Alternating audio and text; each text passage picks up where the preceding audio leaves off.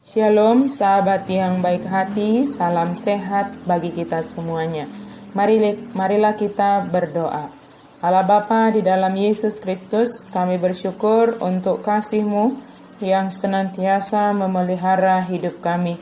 Biarlah kami senantiasa dipimpin oleh firman Tuhan. Di dalam nama Yesus kami berdoa. Amin.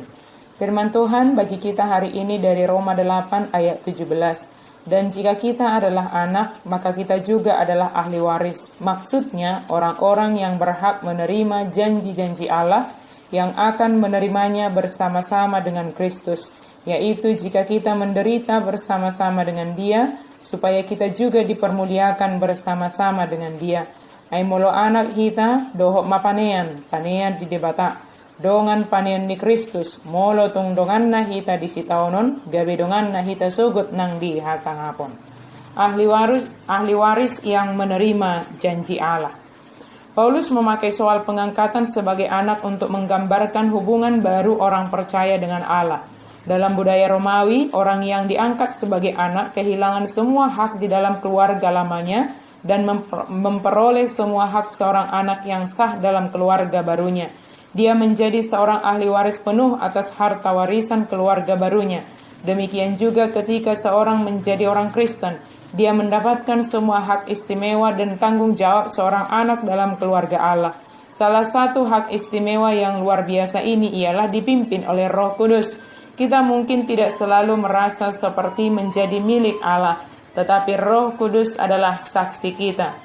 Kehadirannya dalam diri kita mengingatkan kita tentang siapa kita sebenarnya dan mendorong semangat kita dengan kasih Allah. Kita tidak lagi seperti budak yang takut, sebaliknya kita adalah anak-anak Tuhan. Betapa hak istimewa yang luar biasa. Karena kita adalah anak-anak Allah, kita ikut menikmati harta yang besar sebagai sesama pewaris. Allah telah memberi kita karunia-karunia terbaiknya, anaknya, Roh Kudus, pengampunan, dan hidup yang kekal. Dan Dia mendorong kita untuk meminta kepadanya apapun yang kita butuhkan. Ada harga yang harus ditanggung untuk mereka yang mengidentifikasikan diri dengan Yesus.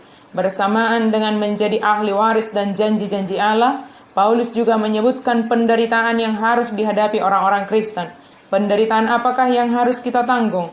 Bagi orang-orang percaya abad pertama, ada penganiayaan secara ekonomi dan sosial, dan sebagian orang bahkan menghadapi maut. Kita pun harus membayar harga untuk mengikut Yesus. Di banyak bagian dunia saat ini, umat Kristen menghadapi tekanan-tekanan yang sama beratnya seperti yang dihadapi oleh para pengikut Kristus yang mula-mula.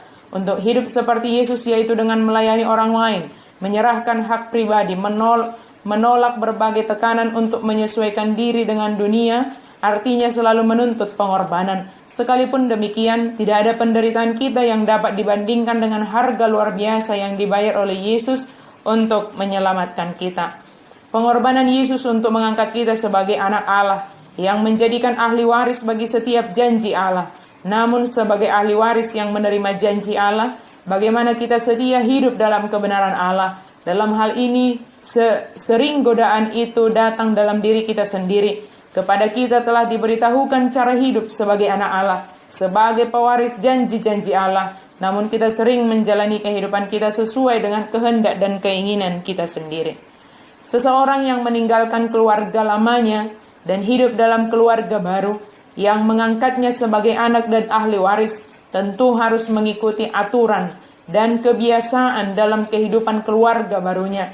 Kita yang telah ditebus oleh Yesus Kristus, dari kegelapan kepada terang, dari manusia lama menjadi manusia baru. Hal yang harus kita lakukan adalah setia hidup dalam terang dan setia menjalani hidup sebagai manusia baru. Konsisten sebagai pengikut Kristus, sebagai anak Allah, sebagai ahli waris kerajaan sorga, meski kita diuji dengan berbagai hal melalui setiap pengalaman kehidupan ini.